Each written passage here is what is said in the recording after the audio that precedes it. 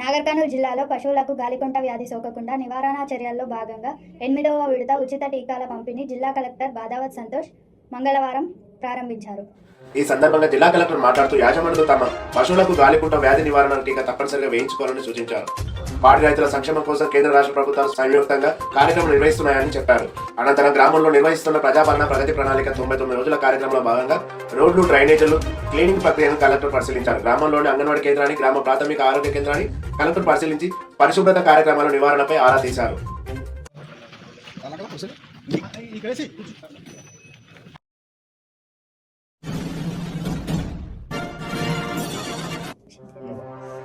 రాష్ట్ర ప్రభుత్వం ప్రతిష్టాత్మకంగా చేపట్టిన 99 రోజుల ప్రజాపాలన ప్రగతి ప్రణాళిక అమలును పర్యవేక్షించేందుకు నాగర్ కర్నూలు జిల్లా కలెక్టర్ బాదావత్ సంతోష్ మంగళవారం అచ్చంపేట్ మున్సిపాలిటీలో పర్యటించారు. 3వ వార్డులోని హిందూ శ్మశాన వాటికలో జరుగుతున్న పరిశుభ్రత పనులను కలెక్టర్ స్వయంగా పరిశీలించి శ్మశానంలో పిచ్చి మొక్కలు తొలగింపు, దారి సౌకర్యాలు కల్పనపై మున్సిపల్ కమిషనర్ కు దిశానిర్దేశం చేశారు. మార్చి 15లోగా ప్రభుత్వ కార్యాలయంలో పెండింగ్ ఫైళ్లను పరిష్కరించి రికార్డులను సక్రమంగా నిర్వహించాలని స్పష్టం చేశారు. జూన్ 12 వరకు కొనసాగే ఈ 99 రోజుల కార్యక్రమంలో 10 ముఖ్యాంశాలపై అధికారులు సమన్వయంతో పనిచేయాలని సూచించారు.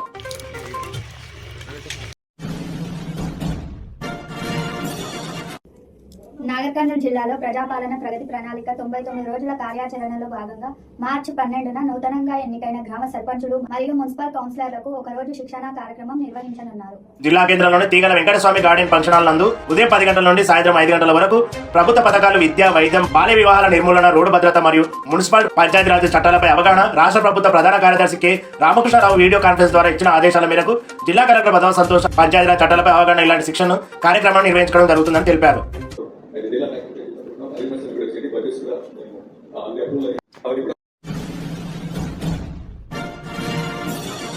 నాగర్ కర్నూలు జిల్లాలో ఇసుక పంపిణీని మరింత సులభతరం మరియు పారదర్శకంగా చేసేందుకు జిల్లా కలెక్టర్ బాదావత్ సంతోష్ కీలక నిర్ణయం తీసుకున్నారు. ఇకపై సామాన్య ప్రజల నుండి ప్రభుత్వ పనుల వరకు ఇసుక కావాలంటే ఆన్లైన్లోనే దరఖాస్తు చేసుకోవాలి.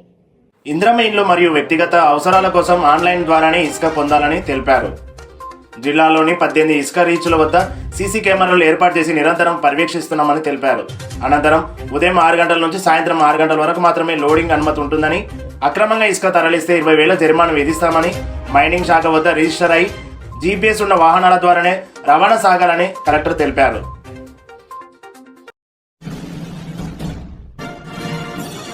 నాగర్ కర్నూలు మండలం గుడిపల్లి రిజర్వాయర్ పరిధిలోని రైతులు సాగునీటి కోసం రోడ్డెక్కారు. గత వారం రోజులుగా కేఎల్ఐ కాలువ ద్వారా నీరు అందకపోవడంతో వరి, మొక్కజొన్న పంటలు కళ్ల ముందే ఎండిపోతున్నాయని ఆవేదనను వ్యక్తం చేశారు. ఉయ్యలవాడ, శ్రీపురం, తోడుకుర్తి, నల్లవెల్లి గ్రామాల